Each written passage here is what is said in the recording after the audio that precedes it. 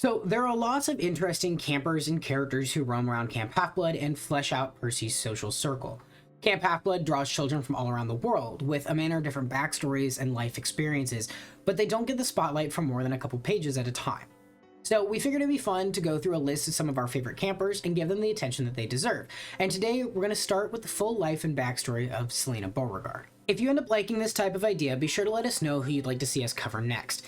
Even something as small as a quick like or a comment not only helps us figure out what kind of videos you want to see, but it also helps the algorithm recognize this as a video that it should promote. So we'd really appreciate the engagement. As for Silena, however, we know that her father owns a chocolate shop in the village, and in The Last Olympian, he sends her a box after Beckendorf's death. She offers one to Percy and marks that they taste like cardboard. But what's interesting about Selena's father is that even though The Last Olympian implies that they're fairly close, we also see that Silena is a year-round camper, implying that she doesn't have anywhere to go between the summer courses of camp. In The Titan's Curse, she gets into a verbal fight with one of the hunters, and participates in the traditional camper-hunter capture the flag game. And the fact that she's here during the winter time implies that she's a year-rounder. Right now, we don't firmly know why Silena doesn't go back home to stay with her father during the off-season, but there is no limit to the possible reasons why she would stay. We know that Annabeth's father made a proactive effort to make amends, but Annabeth still stays at camp all year. So it's very possible that Silena is in a similar situation, where she and her father are on speaking terms, but they're not close enough to live together just yet. This part is speculative and relies on some inference based on the context that we have. So if you have a better explanation, be sure to let us know down below. She isn't introduced until the Sea of Monsters, but we know that she'd already been here for a couple years based on what we know about her relationship with Luke, which we'll get more into in just a minute. We also know that Percy refers to her as one of the nicer Aphrodite girls, and since he only sees her in passing in the Sea of Monsters, we know that he got to know her after the Lightning Thief quest, since he had another 2 months at camp before deciding to go back home for the school year. She's the one who gives Percy his first Pegasus riding lesson, and throughout the series, we see that she feels at home in the Pegasus stables, as she's a very talented rider and seems to have a way with the horses despite the fact that, unlike Percy, she can't communicate with them. Despite her kind appearance and her soft-mannered nature, however, we do know that she harbored a level of resentment for the gods, which isn't unusual for demigods.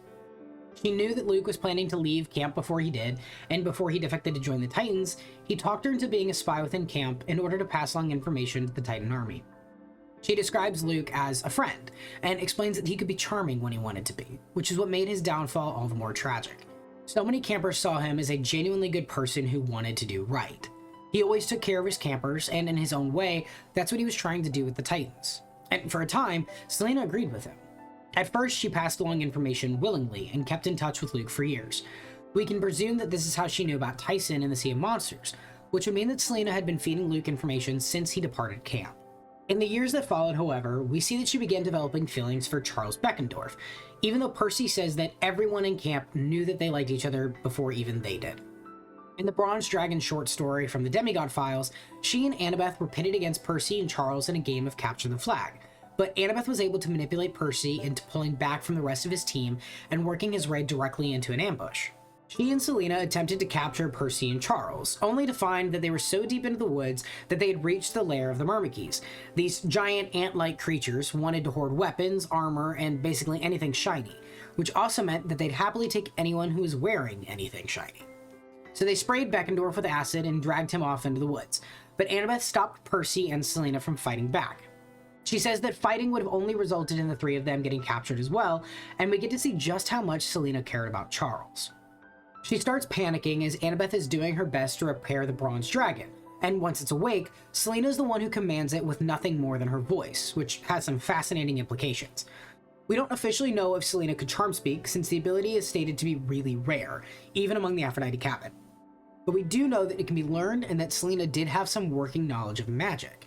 She's the one who recognizes Morpheus' sleep spell, and since Circe and other magicians can learn charm speak, it's not impossible to believe that Silena might have had some skill with it, even if it wasn't as strong as Piper. Since we know that this Bronze Dragon would later end up being repaired by Leo, it implies that Festus was always able to listen to people and obey commands, since he was commissioned as a camp guardian before Talia's tree strengthened the mystic barrier.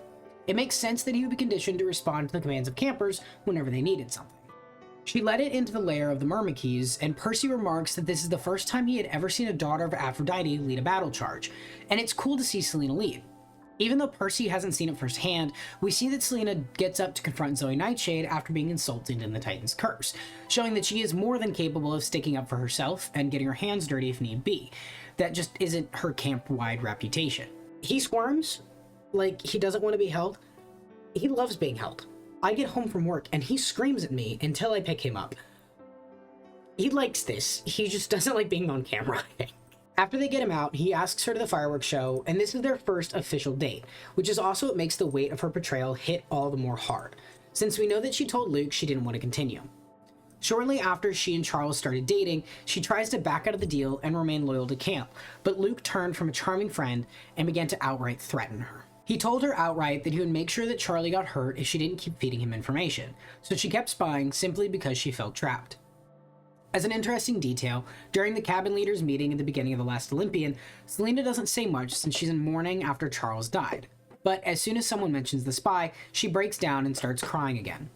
Everyone thinks it's the weight of her loss hitting her again, but on a second reading, it becomes clear that she's feeling immense guilt for not just spying on the camp, but that Charles ended up dying anyway, despite both Percy and Luke promising that he'd be kept safe. She was, however, able to redeem herself and help camp make it through a crucial juncture. Silena was present for the Battle of Manhattan, and she secured the Queen's Midtown Tunnel with the rest of the Aphrodite cabin. But her biggest triumph was taking a Pegasus back to camp in order to rally the Ares cabin, who had been sitting the battle out as a matter of pride. She thought she was the best person to get Clarice to get up and get her head in the game, but instead she stole Clarice's armor and led the Ares cabin into battle in Clarice's place, arriving just in time to meet the Lydian Draken in battle.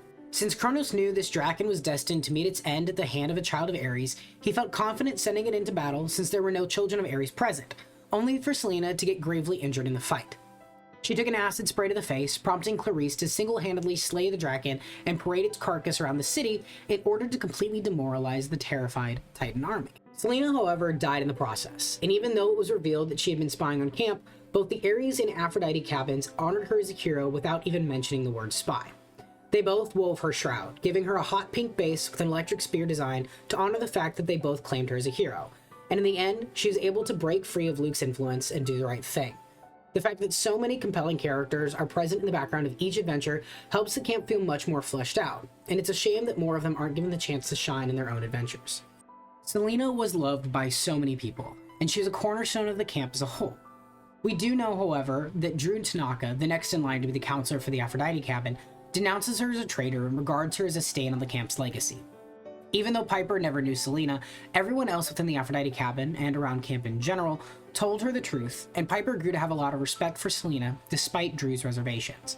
She was a neat freak and a Pegasus whisperer, but above all, she loved her friends fiercely and would do anything for them. And in the end, she put it all on the line for the people that she loved and will always be remembered as a hero for it.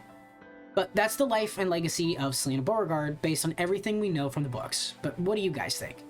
Would you like to see more of these videos for other campers? And is there anything that we missed here that you think should be included?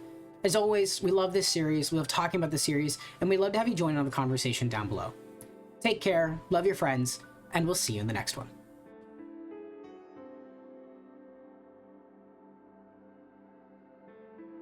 Brutus, hey, stop looking plastic, my guy.